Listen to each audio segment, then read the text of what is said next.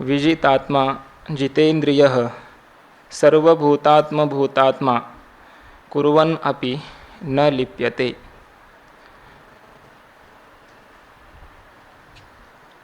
प्रस्तुत या 5व्या अध्यायामध्ये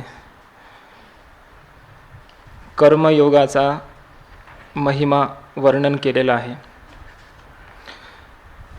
या अध्यायाचं नावच आहे कर्मयोग। कर्मयोगच ना? कर्मसन्यास योग। कर्मसन्यास योग असं या अध्यायाचं नाव आहे।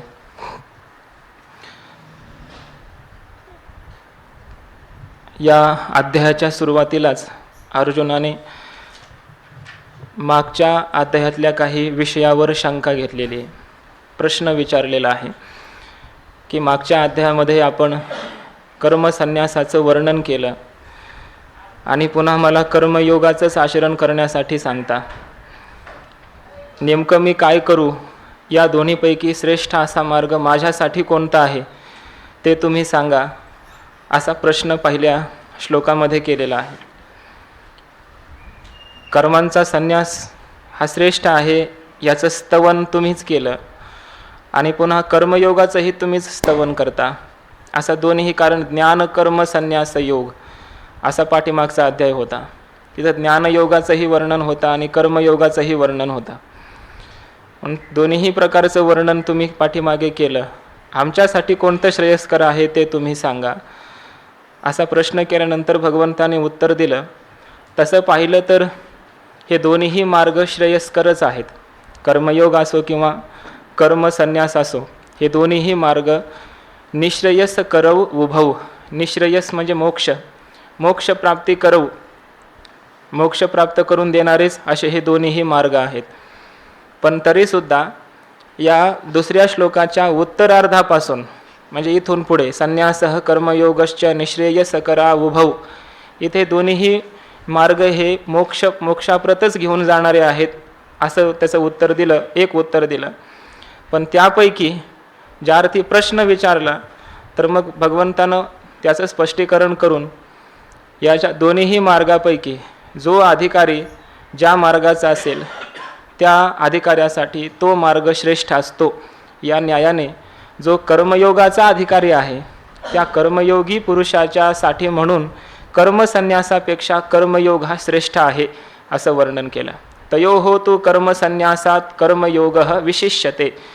जो कर्मयोगाचा अधिकारी आहे, कर्मसन्यासाचा अधिकारी नाही, अशा त्या अधिकारी पुरुषांसाठी कर्मयोग हा श्रेष्ठ आहे। जर त्यानं अधिकार नसताना कर्माचा संन्यास घेतला तर त्याला इहंच नास्ति परंच कुतः अशा प्रकारचं होऊ शकतं अंतःकरणामध्ये। कारण कर्मसन्यास आणि कर्मयोग या प्रकरणामध्ये हे दोन शब्द अत्यंत चिंतनीय आहेत, याचा विचार केला पाहिजे। कर्मयोग म्हणजे काय आणि कर्मसन्यास म्हणजे काय? अर्जुनाला हे पक्क माहिती आहे की कर्मयोगापेक्षा कर्मसन्यास हा श्रेष्ठ आहे। जसं तिसऱ्या अध्यायामध्ये प्रश्न करत असताना अर्जुनाने प्रश्नातच हे मान्य केलं होतं की तुम्ही ज्ञानयोग आणि कर्मयोग सांगितला। जायसी चेत कर्म नसते मता बुद्धिर जनार्दन, तुझ्या मताने कर्मापेक्षा ज्ञानयोग हा श्रेष्ठ आहे असं अर्जुनाने प्रश्नातच मान्य केलं होतं। याचा अर्थ भगवंताला हे मान्य आहे, हे अर्जुनाला कळलेलं होतं। ज्ञानयोग हा श्रेष्ठ आहे कर्मयोगापेक्षा, आणि ह्या सर्व गोष्टींना स्वीकारूनच इथे प्रश्न विचारलेला आहे की जर कर्मयोगाचा अधिकारी असेल तर त्या अधिकाऱ्याने मोक्षापर्यंतच सर्वांना जायचं आहे। मग अशा त्या कर्मयोगाच्या योगी अधिकारासाठी, त्या अधिकाऱ्यासाठी म्हणून कर्मसन्यास त्यानं करावा का कर्मयोग करावा, कोणत्या मार्गाने त्यानं चालावं, अशा प्रकारचा प्रश्न विचारलेला आहे। त्यापैकी कर्मसन्यास आणि कर्मयोग, कर्मयोग आणि कर्मसन्यास हे जे दोन मार्ग आहेत, एक आहे साधन आणि एक आहे साध्य। कर्मयोग हा सुरुवातीचं साधन आहे, या कर्मयोगाने कर्मसन्यासाचीच योग्यता प्राप्त होते, कर्मसन्यास करता येतो आणि कर्मसन्यासाने साक्षात ज्ञानाची प्राप्ती होते। हे दोन्हीसुद्धा ज्ञानाचीच मार्ग आहेत, ज्ञानाची साधनं आहेत। जसं आपण पाठीमागे काही ज्ञानाची साधनं पाहिली, तद्विधी प्रणिपातेन परिप्रश्नेन सेवया, 3 साधनं सांगितली, किंवा श्रद्धावान लभते ज्ञानम तत्परः संयतेंद्रियः, याही ठिकाणी ज्ञानाची 3 साधनं सांगितली। तसे हे जे आहे कर्मयोग आणि कर्मसन्यास, हे दोन्ही सुद्धा ज्ञानाची साधन आहेत. ज्ञानाचे कर्मसन्यास हे ज्ञानाचं जवळचं साधन आहे, साक्षात साधन आहे. आणि कर्मयोग हे परंपरेनं साधन आहे. कर्मयोगाने कर्मसन्यासाची योग्यता प्राप्त होते. कर्मसन्यास झाल्याच्या नंतर ज्ञान प्राप्त होतं. ज्ञानाने मोक्ष प्राप्त होतो. असा हा क्रम आहे. म्हणून कर्मयोग हा कर्मसन्यासाच्या अगोदरचं साधन आहे, एक योग आहे, प्रकार आहे. हे एक महत्त्वाची गोष्ट आहे. दुसरी गोष्ट अशी आहे, कर्मयोग आणि कर्मसन्यास यांच्यामध्ये विषयांच्या सानिध्यामध्ये असून अंतःकरणामध्ये वैराग्य असणं हा कर्मयोग सांगितला. अंतःकरणामध्ये वैराग्य असलं पाहिजे. विषयांची तर प्राप्ती आहेच आहे, संसारामध्ये आहेच आहे, पण संसारामध्ये असून त्या संसारातील कोणत्याही विषयाच्या विषयी आसक्ती नसणं, अनासक्ती योग ज्याला म्हटलेलं आहे त्यालाच कर्मयोग असं म्हटलेलं आहे. हा कर्मयोग आहे. आणि आसक्तीसह विषयांचाच त्याग करणं त्याला म्हणतात निष्काम कर्मसन्यास योग. कर्मसन्यास म्हणजे कर्माचा संन्यास करणं.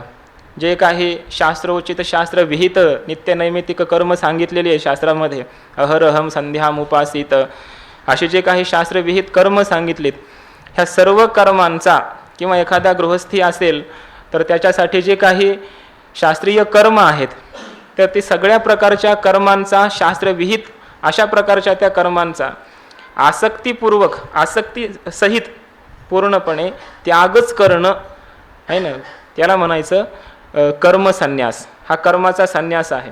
कर्मसन्यासामध्ये त्याग आहे आणि कर्मयोगामध्ये वैराग्य आहे. वैराग्यामध्ये विषयाची प्राप्ती आहे पण त्या विषयाची आसक्ती नाही, हे महत्त्वाचं आहे. आणि ह्याच्यामध्ये कर्मसन्यासामध्ये विषयाचाच त्याग आहे, त्याला कर्मसन्यास असं म्हटलेलं आहे.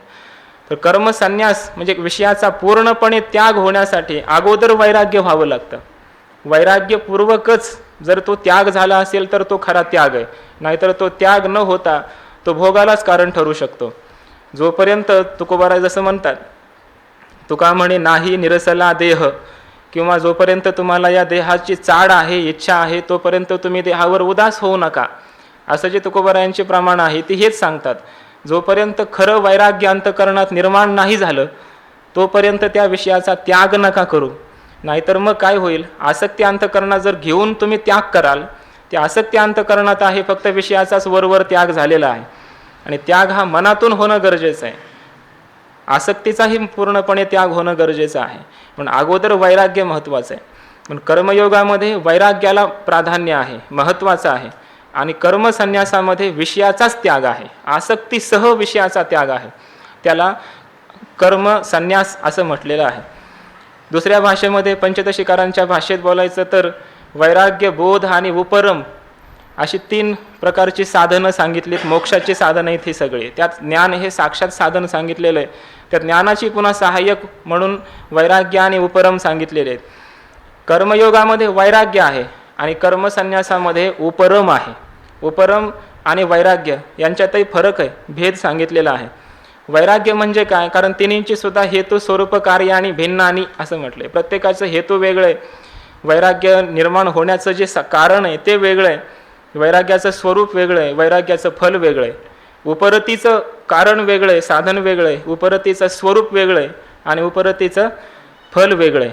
हेतू, स्वरूप आणि कार्य जेव्हा प्रत्येकाची भिन्न असतात तेव्हा ते 2 पदार्थ भिन्नच असतात. वैराग्याचं कारण सांगितले जिहासा, दोषदृष्टी, दोषदृष्टीर्जिहासाच पुनर्भोगेषु अदीनता.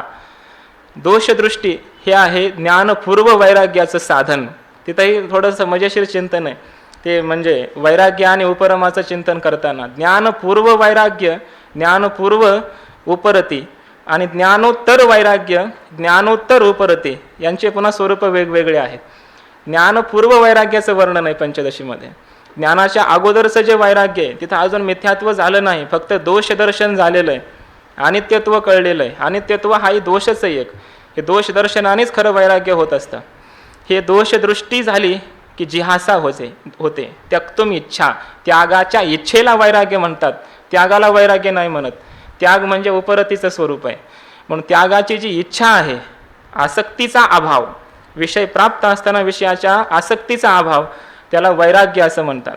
म्हणून दोषदृष्टी हे वैराग्याचं साधन आहे, जिहासा हे वैराग्याचं स्वरूप आहे आणि पुनः भोगेषु अधीनता, पुन्हा त्या भोगांच्या अधीन न होणं, पुन्हा भोगांच्या विषयी अरुची होणं, पुन्हा कधीही रुची आसक्ती निर्माण न होणं, हे वैराग्याचं फल सांगितलेलं आहे. तसं उपरमाचं सुद्धा साधन, फल, स्वरूप आणि फल सांगितलेलं आहे. उपरमाचं साधन सांगितलं यमादिही, यम नियम वगैरे हे उपरतीचं साधन आहेत, त्यामुळे उपरती होते. यम 5 प्रकारचे यम आहेत, नियम आहेत, हे सगळे अहिंसा, सत्य, अस्तेय, ब्रह्मचर्य, अपरिग्रह, शौच, संतोष, स्वाध्याय, ईश्वर प्रणिधान आणि काय राहिलं तप, हे सगळे यम आणि नियम, आसन, प्राणायाम या सर्वांनी त्यागाचीच इच्छा निर्माण होते, त्याग होतो. म्हणून यम नियम हे उपरमाची साधन आहेत, है ना. आणि त्याचं स्वरूप सांगितलं धी निरोध, यमादिभिः धी निरोध आणि सम्यक व्यवहार संक्षय, धी बुद्धीचा निरोध होणं, बुद्धिवृत्ती, बुद्धीच्या वृत्तीवर पदार्थच न येणं, त्या पदार्थाचा पूर्णपणाने वृत्तीवरूनच त्यागच करून टाकणं, याला म्हणतात उपरतीचं स्वरूप. आणि त्या उपरतीमुळं पुन्हा काय होतं, व्यवहार संक्षय, त्या स्थितीमध्ये व्यवहार राहत नाही, व्यवहाराचा पूर्णपणे त्यागच होऊन जातो, त्याला उपरती असं म्हटलेलं आहे.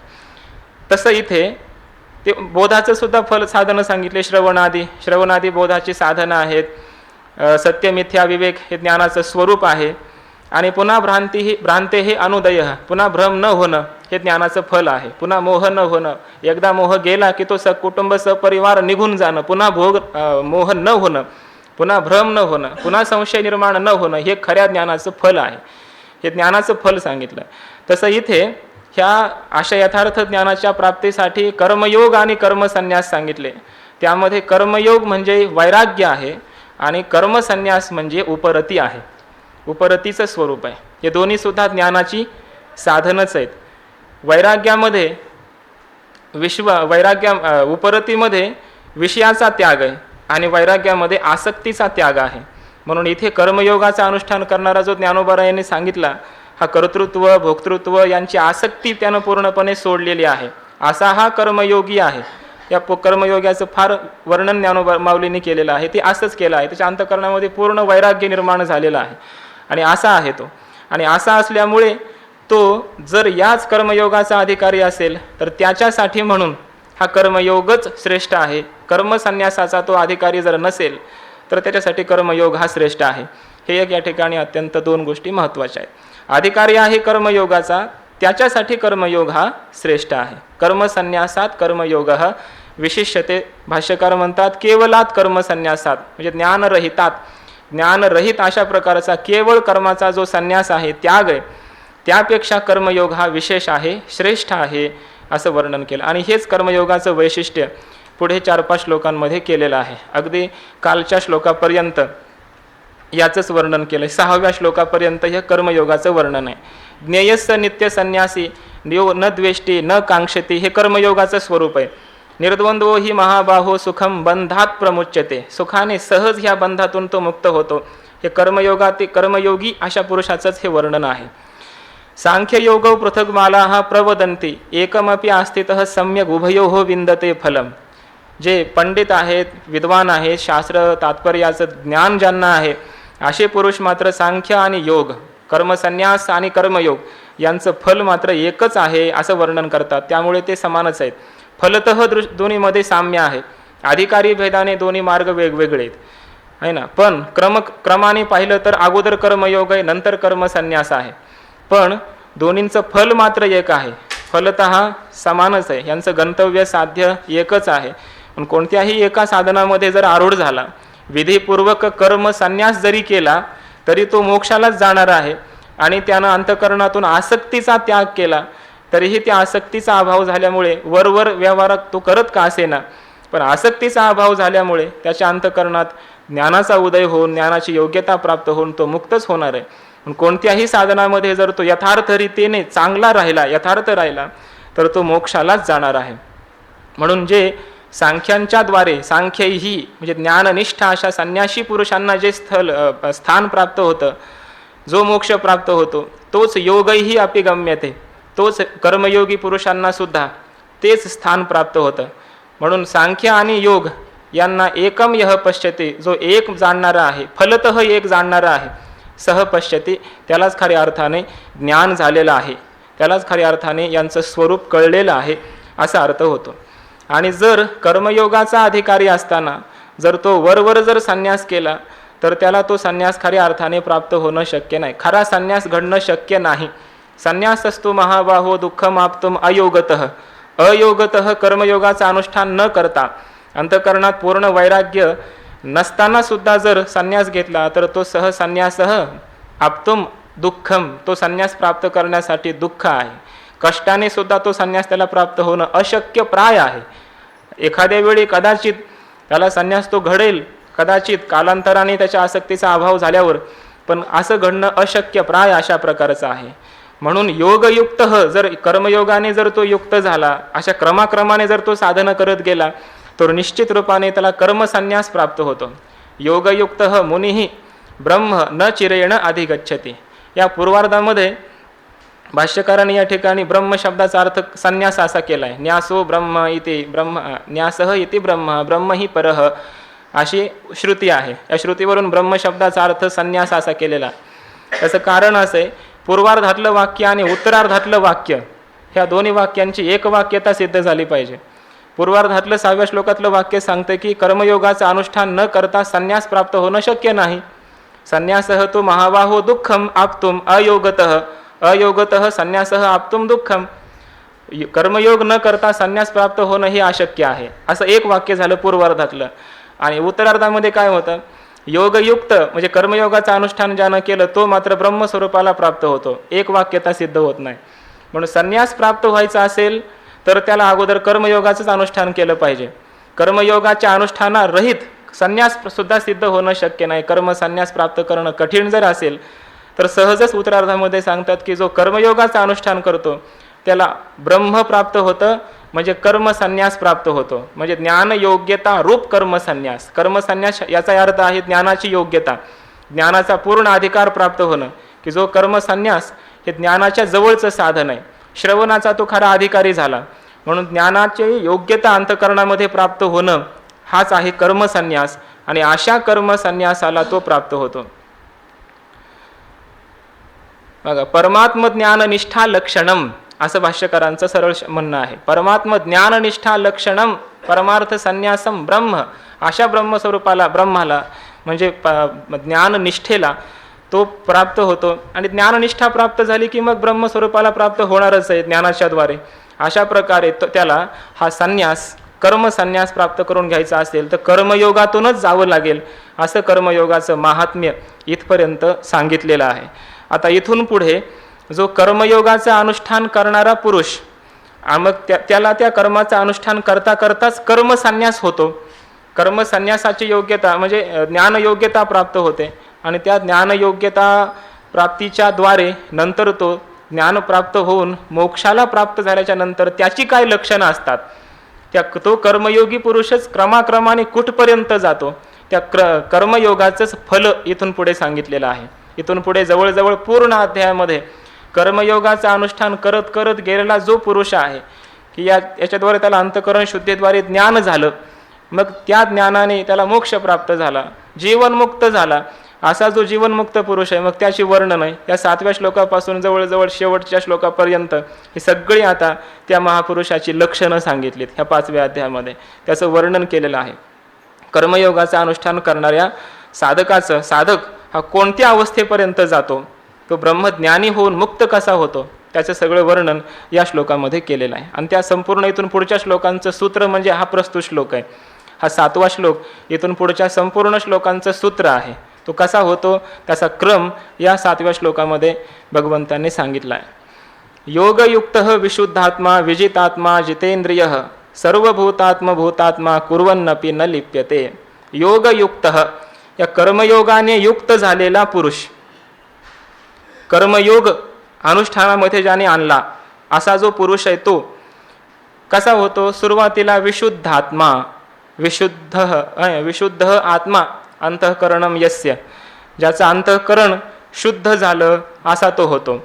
कर्मयोगाचं अनुष्ठान केल्यामुळे अंतःकरणाची शुद्धी झाली, पहिला क्रम सांगितला. दुसरा क्रम आहे विजित आत्मा, त्यानं आपल्या देहावर सुद्धा विजय मिळवला. इथं आत्मा शब्द देह या अर्थाचा वाचक आहे. विजित आत्मा, विजित आत्मा येन असं विजित आत्मा, ज्यानं आपल्या देहाला सुद्धा ताब्यात ठेवलेला आहे, स्थूल देहाला सुद्धा ताब्यात ठेवलेला आहे असा विजित आत्मा. जितेंद्रिय, जितानी इंद्रियाणी येन सह जितेंद्रिया, ज्यानं आपल्या इंद्रियांवर सुद्धा विजय मिळवलेला आहे असा झाला. म्हणजे योगयुक्त झाल्यामुळे अंतःकरण शुद्ध झालं, देहावर सुद्धा त्यानं आपल्या ताबा मिळवला, इंद्रियांवर निग्रह केला, इंद्रियांवर ताबा मिळवला. असा सर्व झाल्याच्या नंतर ज्ञानाची प्राप्ती झाली. श्री गुरूंची भेट होते आणि त्याद्वारे ज्ञान प्राप्त होतं. आणि ज्ञान प्राप्त झाल्याच्या नंतरच मग त्याचं पुढचं लक्षण आहे सर्वभूतात्म भूतात्मा. सर्वभूतानाम आत्मा एव है ना, सर्वेषां ब्रह्मादीनां स्तंभपर्यंतानां भूतानां आत्मभूतः आत्मा यस्य सह सर्वभूतात्म भूतात्मा. सर्वभूतांचा जो आत्मा आहे, सर्व प्राण्यांचा जो आत्मा, तोच ज्याचा आत्मा झालेला आहे ना. सर्व भूतानाम आत्मा एव आत्मा यस्य, सर्व प्राण्यांचा आत्माच याचा आत्मा झालेला आहे. म्हणजे याचा हा जो आता आहे, या देहाचा फक्त आत्मा नाही राहिला, एवढ्या देहाचा सर्व जेवढे प्राणी मात्र आहेत त्यांचा जो आत्मा आहे तो याचाच आत्मा आहे. याचा अर्थ सर्वांचा तो आत्मा झाला असा अर्थ घ्यायचा. सर्वांचा तो आत्मा झाला. सर्वभूतात्म भूतात्मा. मधुसूदनीमध्ये याचा वेगळा विग्रह दिलेला आहे. सर्वभूत आत्मभूत आत्मा असा विग्रह करून, सर्वभूत आत्मभूत आत्मा यस्य, आत्मा स्वरूपम यस्य सह सर्वभूत आत्मभूत आत्मा. सर्वभूत झालेला आहे आणि आत्मभूत झालेला आहे ज्याचा आत्मा, असा सर्वभूत आत्मभूत आत्मा असा समास विग्रह केलेला आहे. बहुव्रीही समासच आहे.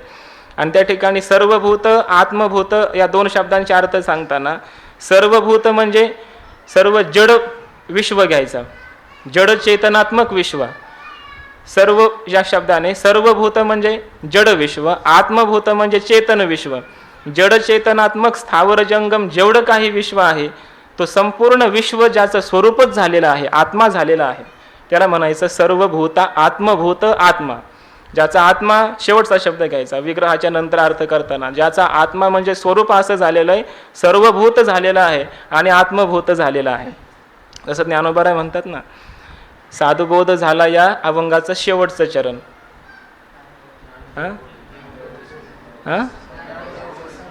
ज्ञानदेवा गोडी संगती सज्जनी, हरी दिसे जनी वनी आत्मतत्वी. हरी दिसे जनी वनी आत्मतत्वी. त्याला म्हणायचं सर्वभूत आत्मभूत आत्मा.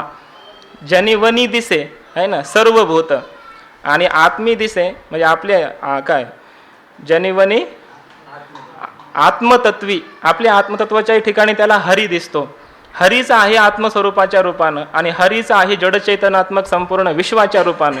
असा ज्याला संपूर्ण हरीच झाला असं तिथे अर्थ आहे. तसं इथे संपूर्ण जड चैतनात्मक विश्व हा ज्याचा आत्मा झाला आहे ना, संपूर्ण विश्वरूप झाला, त्याच्यापेक्षा वेगळं त्याला काहीच राहिलं नाही. असा सर्वांचा आत्मा झाला, सर्वांचं स्वरूपच तो झालेला आहे. ब्रह्मवेद ब्रह्मैव भवती असा याचा अर्थ आहे.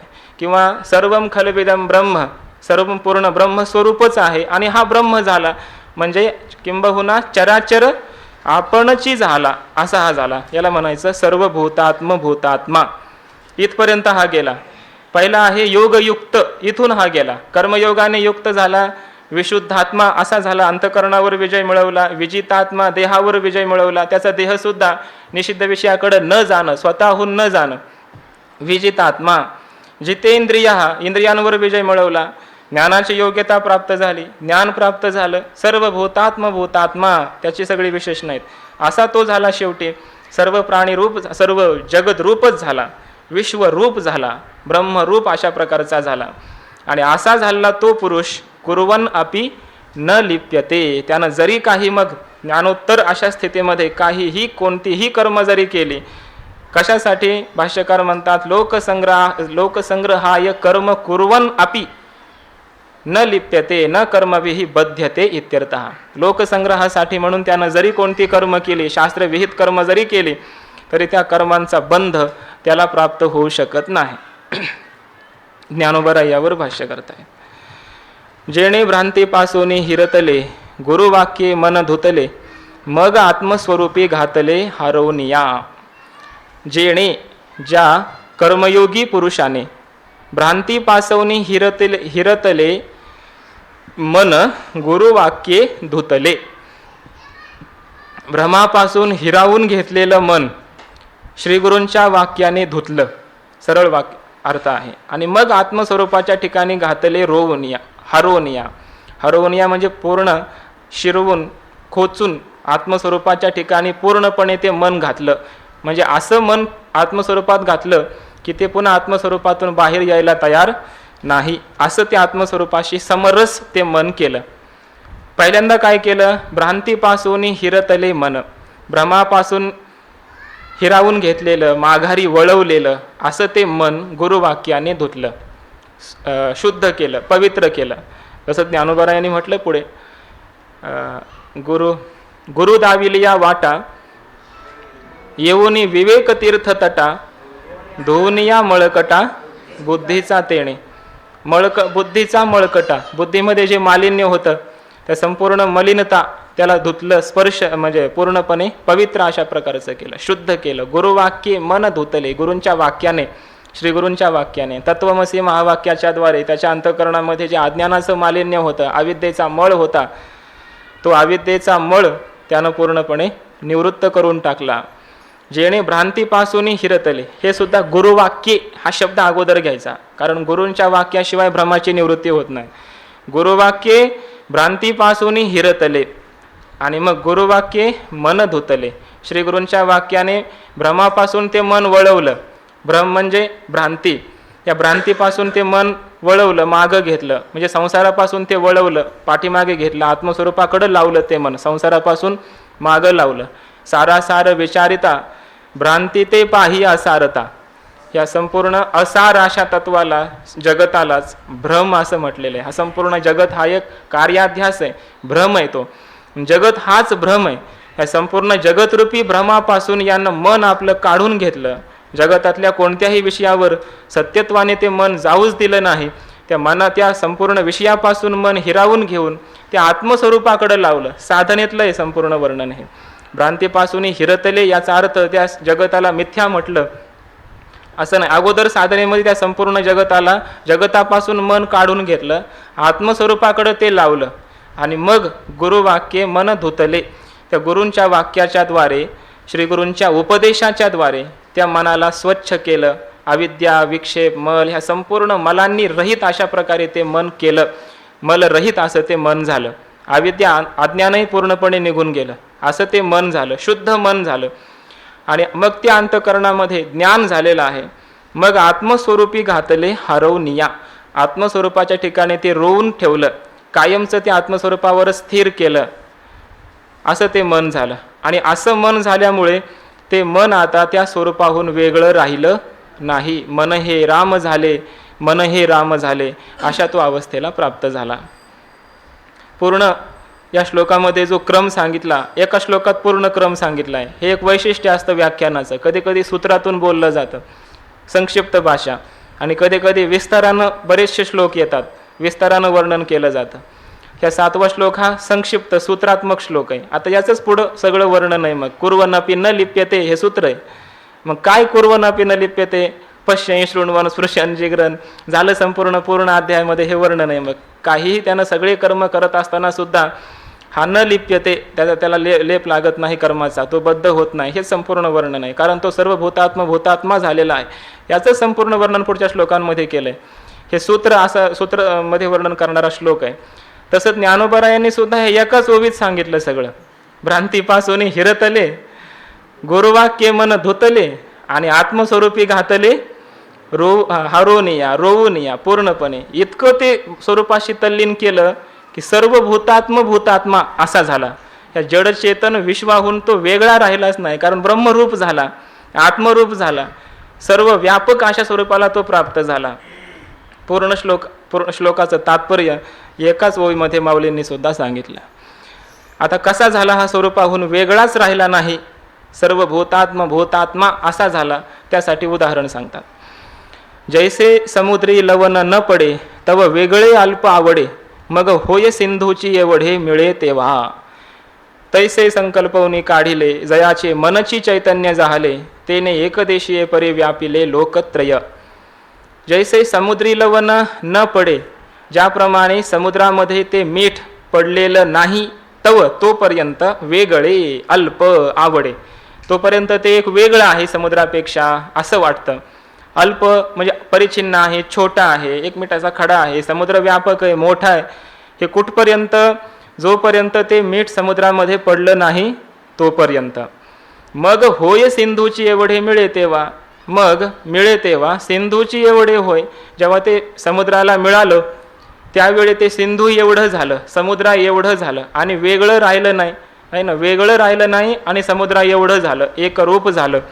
तसं याचं मन त्या आत्मस्वरूपापासून जोपर्यंत वेगळं होतं, त्या स्वरूपापर्यंत गेलं नव्हतं, तोपर्यंत त्याचं मन किंवा तो जीव आत्मा, तो साधक त्या ब्रह्मापासून वेगळा परिच्छिन्न असा होता. पण आता त्याचं मन त्या स्वरूपाशी समरस झाल्यामुळे तो ते आता वेगळं राहिलं नाही त्या स्वरूपाहून, आणि ते अल्प राहिलं नाही, परिच्छिन्न राहिलं नाही, ते व्यापक अशा स्वरूपाला प्राप्त झालं ते सांगतात. तैसे संकल्पवनी काढिले जयाचे मनची चैतन्य झाले. तैसे जयाचे मन संकल्पवनी काढिले, संकल्पापासून काढलेलं जयाचे मनची, ज्याचं मनच चैतन्य झाले, चैतन्य रूप झालं, ब्रह्मरूप झालं. तेने एकदेशीय परी लोकत्रय व्यापिले. त्याने एकदेशी या रूपाने, परिच्छिन्न देहरूपाने, एकदेशी या रूपानंच वरवर वाटताना सुद्धा खऱ्या अर्थाने लोकत्रय व्यापिले. सर्व भूतात्मा लोकत्रय, संपूर्ण प्राणी मात्राशी समरस एक रूप अशा प्रकारचा झाला. संकल्पवनी काढिले, संकल्पापासून काढलेलं म्हणजे संपूर्ण ज्या कल्पना आहेत अंतःकरणाच्या, भ्रम आहेत सगळे, त्या भ्रमापासून काढलं त्यानं मन. गुरुवाक्याने, श्रीगुरूंच्या वाक्याने, शास्त्रवाक्याने त्याने संकल्प विकल्प रहित अशा प्रकारचं मन केलं. त्याच्या मनाला शास्त्र व्यवहारासंबंधी, जगतासंबंधी, या भ्रमासंबंधी संकल्प विकल्पच निर्माण होत नाहीत असं त्याचं मन झालं. संकल्पवनी काढिले जयाचे मनची चैतन्य झाले. हे संकल्प म्हणजे कर्तृत्वाचा संकल्प, भोक्तृत्वाचा संकल्प, मी जीव अशा प्रकारचा संकल्प, कल्पना. संकल्प म्हणजे संकल्पनम कल्पना, कल्पनेलाच संकल्प असं म्हणतात. ह्या संपूर्ण कल्पना त्याच्या गेल्या, कल्पनातीत झाले मन. जैसे गगन निरभ्र असं ते मन झालं. सगळ्या कल्पना निघून गेल्या आणि त्यामुळे मनची चैतन्य झाले. संकल्प विकल्प रहित मन म्हणजेच का चैतन्य आहे, ब्रह्म आहे. आणि त्या चैतन्यामध्ये संकल्प विकल्प निर्माण झाले की त्यालाच मन असं म्हणतात. म्हणून आता या मनातलं संकल्प विकल्प गेल्यामुळे ते मनच आता चैतन्य झालं, ब्रह्मरूप अशा प्रकारचं झालं. जयाचे मनची चैतन्य झाले. तेने एकदेशीय परी लोकत्रय व्याप्त. एकदेशी अशा प्रकारचं वाटतं वरवर पाहता. देहामध्ये हा साधक आहे, काम व्यवहार करताना जरी दिसला, एकदेशी दिसला, एका जागेवर दिसला, तरीसुद्धा त्यानं संपूर्ण लोकत्रयाला व्यापलेला आहे, संपूर्ण विश्वाला त्यानं व्यापलेला आहे. कारण ब्रह्मरूप अशा प्रकारचा तो झालेला आहे. एकेची ठाई बैसला परी सर्वत्र तोची गेला.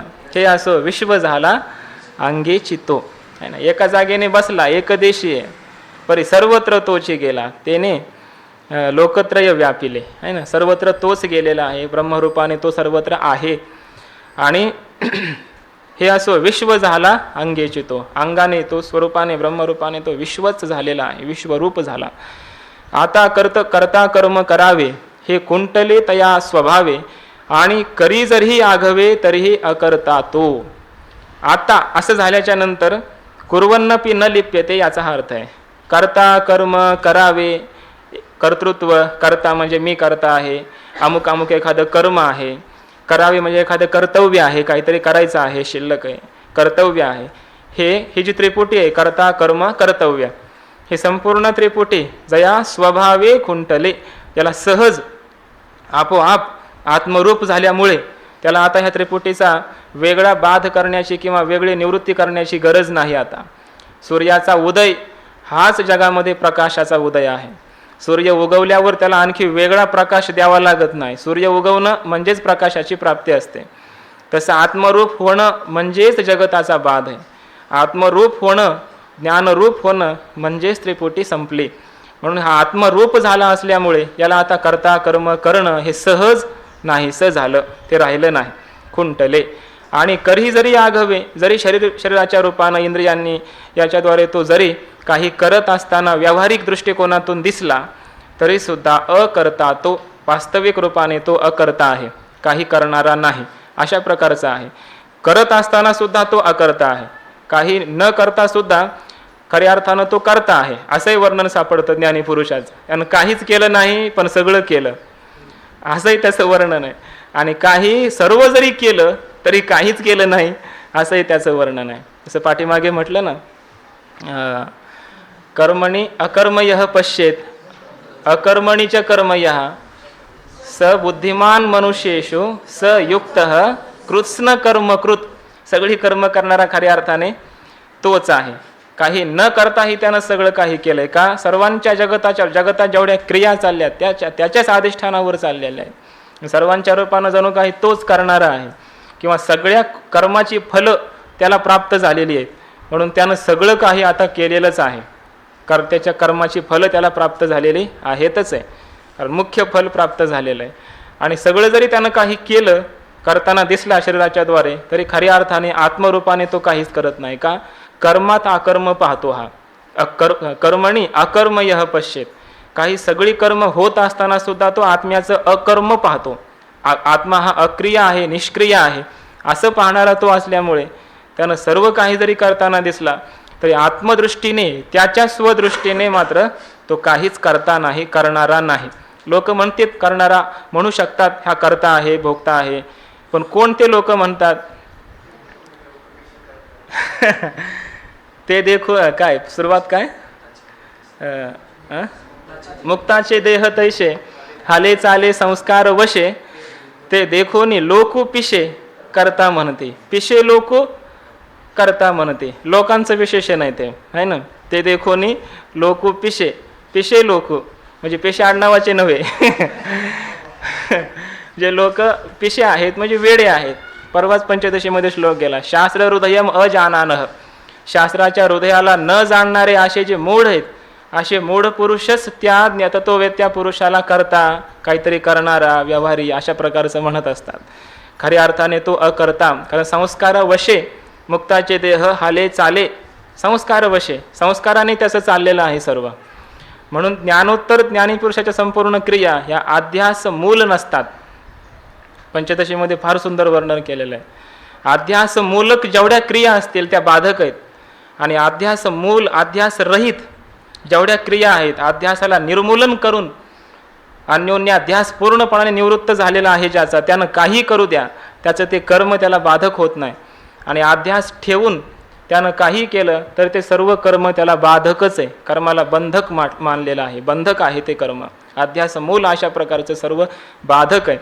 पण याचा अध्यास निवृत्त झालेला आहे, त्यामुळे याला कोणतंही कर्म बाधा देऊ शकत नाही. यथार्थ आत्मज्ञान झालेलं आहे, म्हणून याला कर्माचा बंध प्राप्त होऊ शकत नाही. जरी करी आघवे तरी अकर्ता तो असा आहे. मग असा तो काय काय करतो, सर्व काही करू शकतो, सर्व व्यवहार व्यवस्थित रूपाने तो करतो, याचं वर्णन या पुढच्या श्लोकामध्ये केलेलं आहे.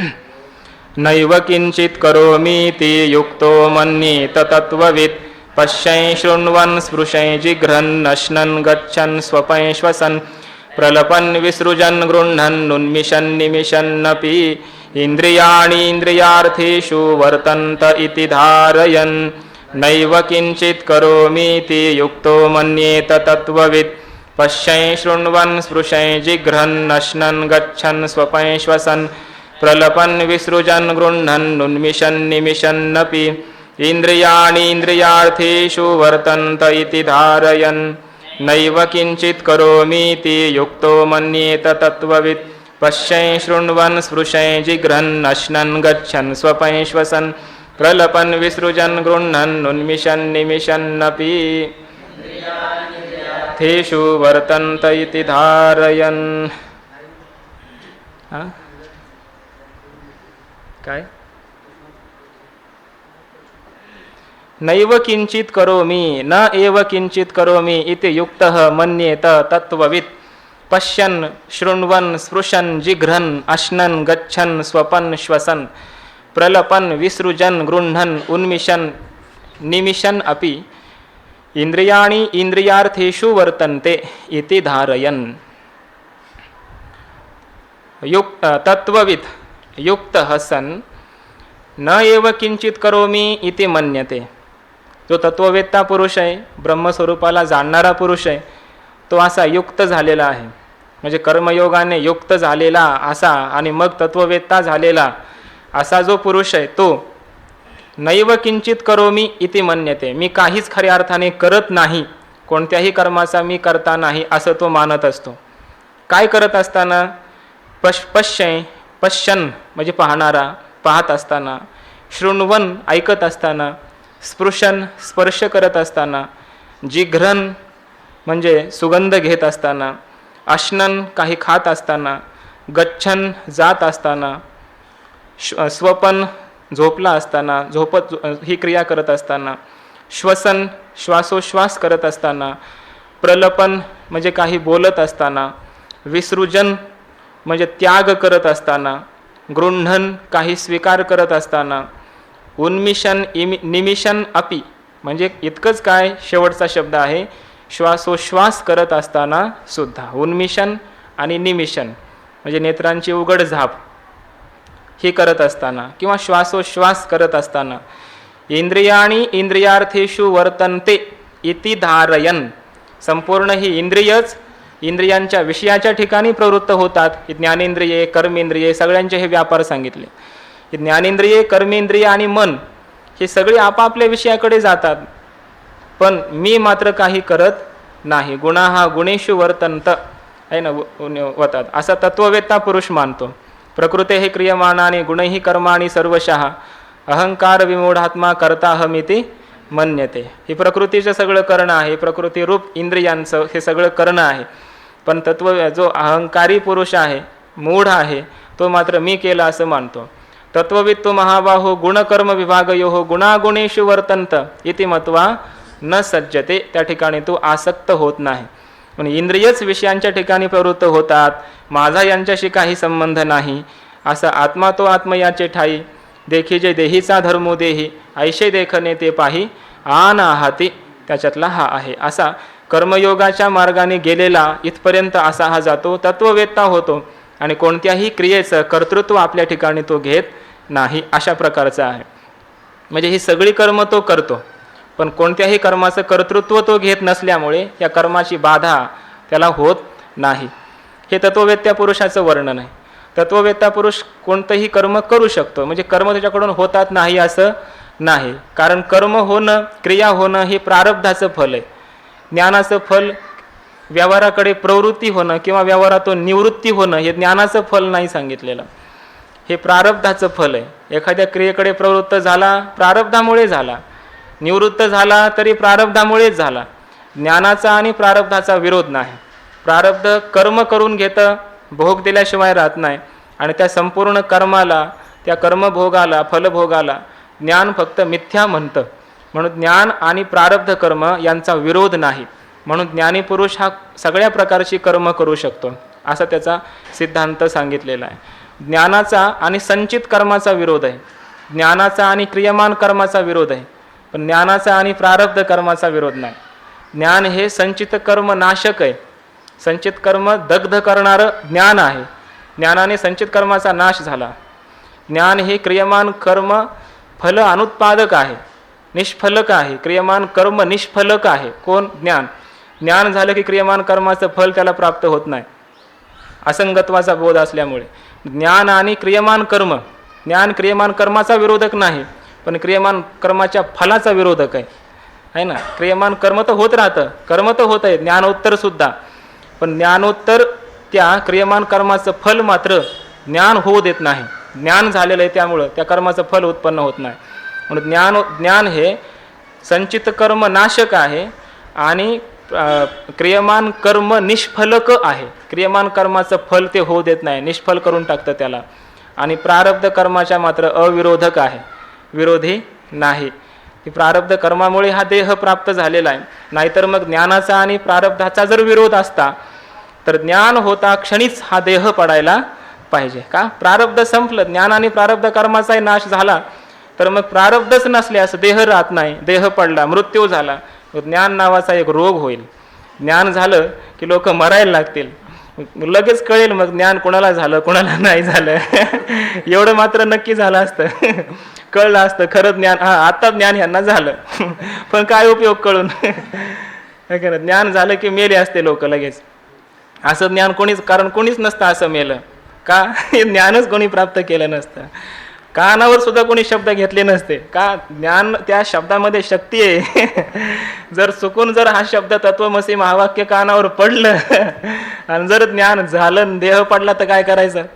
म्हणून हे कानावर सुद्धा शब्द कोणी घेतले नसते, लांबून लांबून लोक पळून गेले असते, आहे का नाही? आणि सांगणारा तरी सांगायला उरला असता का? सांगणारच जर ज्ञान होता क्षणीच मेला, संपला, सांगायला उरला कुठं, है ना? सांगतयाचे बोलणे खुंटे, का तोच राहिला नाही ना. असं होऊन गेलं असतं. ज्ञान नावाचा एक रोग होईल आणि मग ज्ञानाची ही परंपराच राहिली नसती, सद्गुरूच जगात राहिले नसते कोणी, आचार्यच नाहीत. आचार्या देव विदिता विद्या साधिष्ठम प्रापत. आचार्यांपासून मिळवलेलीच विद्या आपल्याला आपलं जे साध्य आहे, श्रेष्ठ साध्य आहे, ते प्राप्त करून देते. आचार्यच जगात राहिले नसते, कोणी शिष्य राहिला नसता.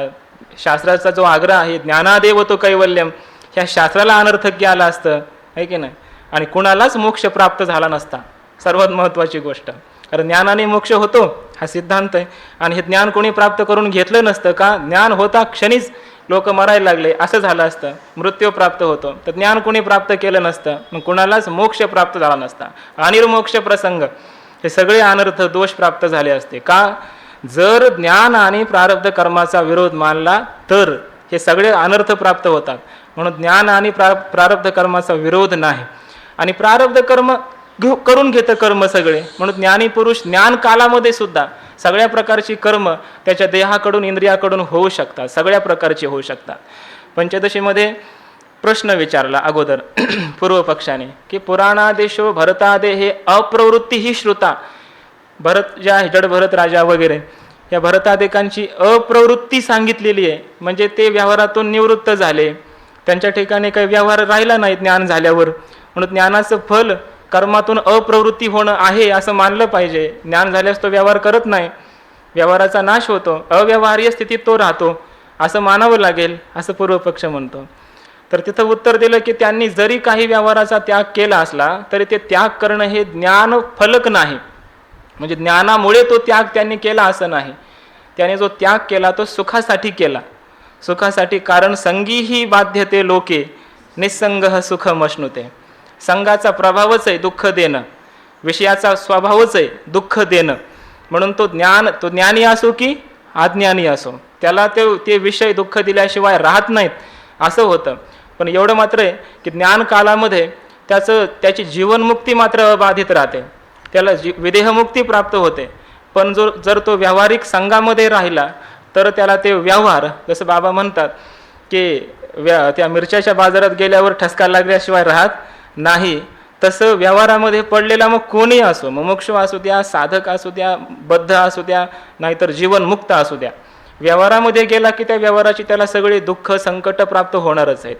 म्हणून त्या व्यवहाराचं फल जे दुःख आहे, संघामुळे जो दुःख प्राप्त होणार आहे, जीवनमुक्तीच्या विलक्षण सुखाला ते प्रतिबंधक आहे.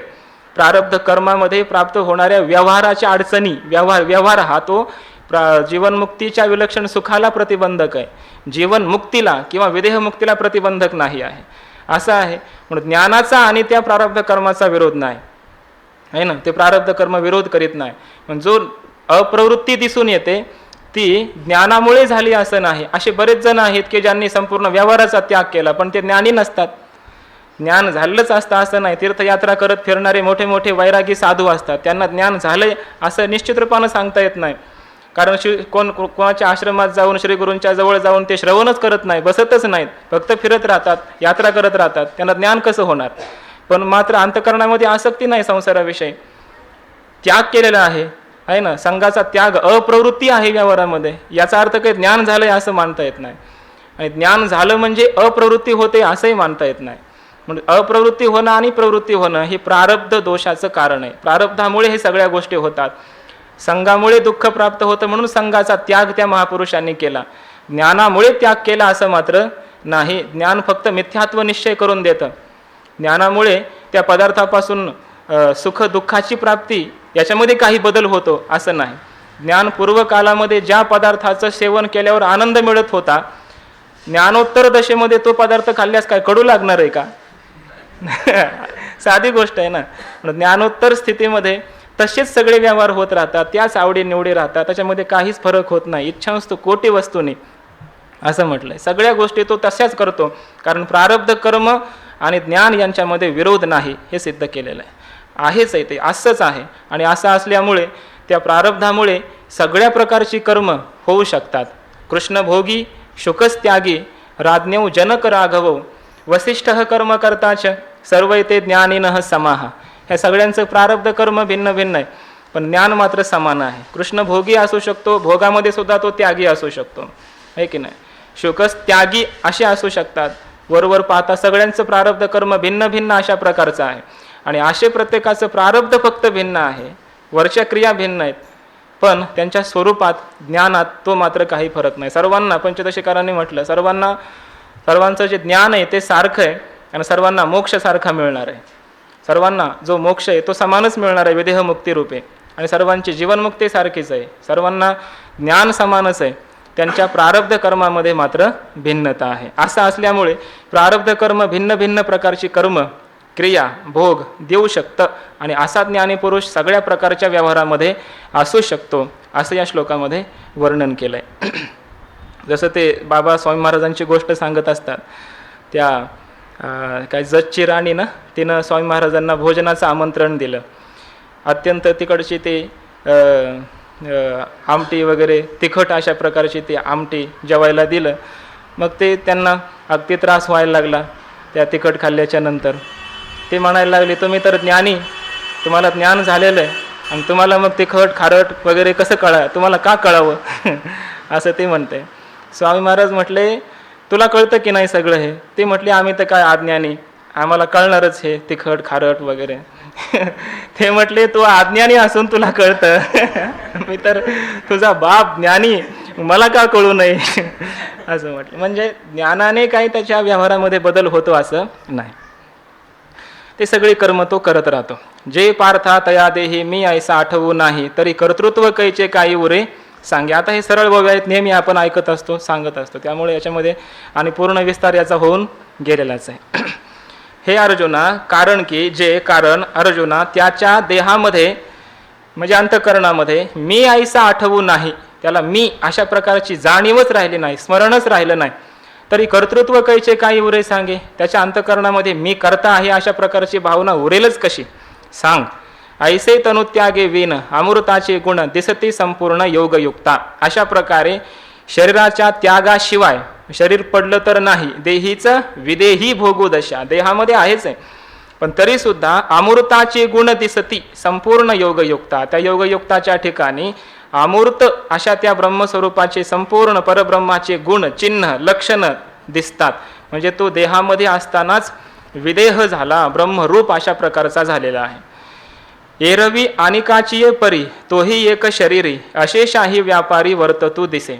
एरवी विचार केला म्हणजे व्यावहारिक दृष्टिकोनातून तर इतर अज्ञानी जीवांच्या प्रमाणे तोही एक शरीरी आहे, त्यालाही एक शरीर आहे आणि त्या शरीराने तो संपूर्ण व्यापारामध्ये कर्मामध्ये वर्तन करत असताना दिसतो. तोही नेत्रीप आहे, नेत्राने तोही पाहतो. ज्ञान झाल्यावर काय कानाने पाहतो का? तोही नेत्रीप आहे, तोही डोळ्यानेच पाहतो, किंवा नेत्री पाहे डोळ्याने पाहतोच, तो सुद्धा पाहतो. श्रवणी ऐकतो आहे, कानाने तो सुद्धा ऐकतो, त्या प्रकारचे शब्द श्रवण तो करत असतो कानाने. तरी परी तेथीचा सर्वथा नोहे नवल देखे. परंतु आश्चर्य मात्र हे आहे पहा की तेथीचा सर्वथा नोहे, त्या कर्माच्या ठिकाणी तो सर्व रूपाने संपूर्णतः त्या कर्मात तो राहतो असं नाही. म्हणजे हे कर्म मी करणारा आहे, मी हे श्रवण करत आहे, मी हा ऐकणारा आहे, मी पाहणारा आहे, मी द्रष्टा आहे, अशा प्रकारची कर्तृत्वाची जाणीव त्याच्या अंतःकरणात नसते. स्पर्शाशी तरी जाणे परिमळू सेवी ग्राणे अवसरोचित बोलणे तयाही आथे. स्पर्शाला तोही जाणतो, त्वगेंद्रियाने स्पर्श तोही करतो, परिमळू सेवी घ्राणे, घ्राणेंद्रियाने नाकाने तो सुद्धा सुगंध घेत असतो. अवसरोचित बोलणे तयाही आती, त्याच्याही ठिकाणी समयोचित अशा प्रकारचं बोलणं असतं. म्हणजे कोणत्या वेळेला काय बोलावं हे कळलं पाहिजे, कधी काय बोलावं आहे ना. आता अनेक गोष्टी वगैरे आपण ऐकत असतो. त्या लग्नामध्ये तो म्हातारा आणला त्याला मग तो कोणत्या वेळी काय बोलावं त्याला कळलं, त्याला कोंडून टाकलेलं, पण तरीसुद्धा आला तो बाहेर, म्हणे नवरी आणा रांड, जाळ्या नवऱ्याचे तोंड, असा मंगल प्रसंगी बोलायला लागला. पण कधी काय बोलावं हे कळलं पाहिजे. हे जसे व्यावहारिक नीतिकुशल लोक जसं बोलतात, व्यवस्थित बोलतात, तसा ज्ञानीपुरुषही त्यालाही कळतं समयोचित कोणत्या प्रसंगाला काय बोलावं, कसं बोलावं. ज्ञान झाल्यावर काय अस्ताव्यस्त कुठेही काही बोलतो असंही मात्र होत नाही, व्यवहारामध्ये काही बदल होत नाही. आहाराते स्वीकारी त्याजावे ते परिहरी, निद्रेची अवसरी निदैजे सुखे. आहाराचा स्वीकार करतो म्हणजे भोजन वगैरे करतो, त्याजावे ते परिहरी, ज्याचा त्याग करायचा आहे त्याचा त्यागही करतो. निद्रेची अवसरी निदैजे सुखे, निद्रेच्या वेळेला निदैजे सुखे सुखानं झोपतो सुद्धा. आपुलेनी इच्छा वशे तोही गा चालतू दिशे, आपल्या इच्छेच्या वशीभूत होऊन, म्हणजे आहे ना प्रारब्ध स्वेच्छा प्रारब्ध आहे, त्या स्वेच्छा प्रारब्धाच्या वशीभूत होऊन तोही चालतू दिसे, चालताना दिसतो. इकडे तिकडे कुठं जरा जायचं असेल त्या ठिकाणी जातो.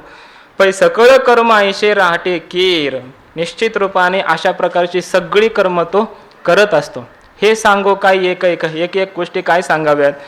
देखे श्वासोच्छ्वासाधिक आणि निमिषोन्निमिष आदी करुणी, श्वासोच्छ्वास करणं, निमिषोन्निमिष डोळ्यांचे उघडझाप करणं इत्यादी करून सगळे बारीक सारीक सगळे कर्म तो जशी पूर्वी करीत होता अज्ञान काळात तशीच आताही करतो. उलट चांगली करतो. आता काही भीती राहिली नाही. सांग गड्या भीती कोणाची, आता चांगली करतो. पार्थातयाच्या ठाई हे आगवेची आथी पाही, परी तो करता नवे काही प्रतिती बळे. त्याच्या ठिकाणी अर्जुना हे सगळेच कर्म असतात आगवेची आथी पाही, पण विचार कर, परी तो करता नवे काही प्रतिती बळे, त्याचं ज्ञानबळ त्याला प्राप्त झालेलं आहे. आणि त्याच्या अनुभूती, प्रतिती म्हणजे अनुभूती, ज्ञान असा अर्थ होतो. त्या ज्ञानाच्या बळाने किंवा अनुभूतीच्या त्याच्या स्वतःच्या अनुभूतीच्या बळाने जोराने करता नव्हे काही, कोणत्याच क्रियेचा तो करता मात्र होत नाही. मी म्हणणं हे कर्तृत्वाचं लक्षण आहे. मी करता कधी होतो, मी केलं असं म्हणत असेल तर आहे ना, याचं फल मला व्हावं असं म्हणत असेल तर तो करता असा मानला जातो. आता इथे फार म्हणजे ह्या सगळ्या गोष्टी खऱ्या अर्थाने अनुभूतिक आहेत. ही लक्षणं सगळी अनुभूतिकच मानली पाहिजे. नाहीतर ज्ञानी पुरुष काय सगळं करतो मग मी केलं नाही म्हणतो का. आता ज्ञानी पुरुषांना समजा एखाद्या पाठ सांगितला, बाबा रोज पाठ सांगतात आहे का नाही, पाठ सांगणं त्यांचं झालं आणि विचारलं समजा आज पाठ कोणी सांगितला, ते काही म्हणतील का आज कृष्णाने सांगितलं. त्यांनी सांगितलं तर ते म्हणतील ना मी सांगितलं असंच म्हणतील ना, आहे की नाही. ते मी शब्दात विचार करणार नाहीत का, मी सांगितलं असंच म्हणतील ना, मी हे काम केलं असंच म्हणतील ना. जसं अज्ञानी पुरुष मी केलं म्हणतो तर ज्ञानी पुरुष आहे मी केलं असंच म्हणेल ना. पण एकाचा अध्यास मूलक आहे आणि एकाचा अध्यास निर्मूलन करू नये. हे अत्यंत महत्त्वाचं आहे. एक आत्म्याला स्वतःलाच मी आत्माच आहे आणि मी आत्मा मात्र अकर्ता आहे, स्वरूपानं अभोक्ता आहे असं यथार्थ दृढ निश्चय मनामध्ये ठेवून मग मी केलं असं म्हणणं असेल तर ते करणं कर्तृत्वाचं लक्षण नाही, ते खरं कर्तृत्व नाही, बाधित कर्तृत्व आहे ते. आणि अज्ञानपूर्वक स्वरूपाचं ज्ञान करून न घेता आत्म्याला मीच करता अशा प्रकारचं मानणं ते मात्र कर्तृत्व आहे, खरं सत्य कर्तृत्व आहे. आणि त्यापासून मग फलाची प्राप्ती होते, त्यापासून मग त्याला दुःख प्राप्त होतं. परी तो करता नवे काही प्रतिती बळे, जय भ्रांती से जय सुतला तै स्वप्न सुखे भूतला, मग तो ज्ञानोदयी शैला म्हणून या. जय म्हणजे जेव्हा अज्ञान कालामध्ये भ्रांती से जय सुतला ब्रह्मरूपी शय्येवर तो झोपला होता त्यावेळी तै स्वप्न सुखे भूतला, स्वप्नाच्या सुखाने तो भूतला म्हणजे अनुभवला जातो आहे ना, भुलतो, घेरला जातो. स्वप्न सुखाने तो घेरला, स्वप्नामध्ये त्याला अनेक प्रकारचे सुखदुःख प्राप्त होत होते. मग तो ज्ञानोदयी चेईला म्हणून या, मग यानंतर या कर्मयोगाच्या अनुष्ठानाच्या द्वारे श्रीगुरूंच्या द्वारे त्याला ज्ञानाचा उदय झाला आणि ज्ञानोदय रूपी जागृतीमध्ये आला चैला म्हणून या, म्हणून तो त्याला कोणत्याही प्रकारचं कर्तृत्व प्राप्त होत नाही. भ्रांती त्याला अगोदर प्राप्त होती, भ्रम प्राप्त झाला होता. त्या मोहरूपी भ्रमरूपी शय्येवर तो झोपला होता, सुषुप्तीमध्ये गेला. त्यामुळे स्वप्न पडलं. स्वप्नामध्ये मी करता, मी भोगता अशा प्रकारचं मानायला लागला. हे स्वप्न आहे सगळं. आणि त्या स्वप्नातून पुन्हा जागा झाला श्रीगुरूंच्या वाक्याने, आहे ना. त्या 2 ओव्या आहेत ना, अविद्येचे या निदा विश्वस्वप्नाचा हा धांदा, भोगित होता प्रबुद्धा अनादि जू, तो महावाक्याचे नावे गुरुकृपेचे थावे, माथा हात ठेविला नोहे थापटिला जैसा. मग विश्वस्वप्नेसी माया निद सांडोनी धनंजया, सहसा चैला द्वया नंदपणे झू असा झाला. मग तो ज्ञानोदयी चैला जागा झाला, ज्ञान जागृतीमध्ये आला. त्यामुळे आता हे स्वप्न राहिलं नाही कर्तृत्व भोक्तृत्वाचं, आणि भ्रमरूपी निद्रा राहिली नाही, अविद्यारूपी निद्रा राहिली नाही, ज्ञान जागृतीमध्ये आला. त्याला आता कोणतेही कर्म बद्ध करू शकत नाहीत. असं त्याचं कर्मयोगाचं शेवटचं जे टोक आहे, कर्मयोगाचं जे फल आहे ते इथपर्यंत सांगितलं. आता पुढेही असे जे योगी पुरुष असतात त्यांचं जे कर्म करणं असतं ते कसं असतं, यांनी साधन कालामध्ये कसं कर्म केलेलं असतं ते पुढं वर्णन करणार आहे. पुंडलिक वरदा हरी विठ्ठल श्री ज्ञानदेव महाराज की जय.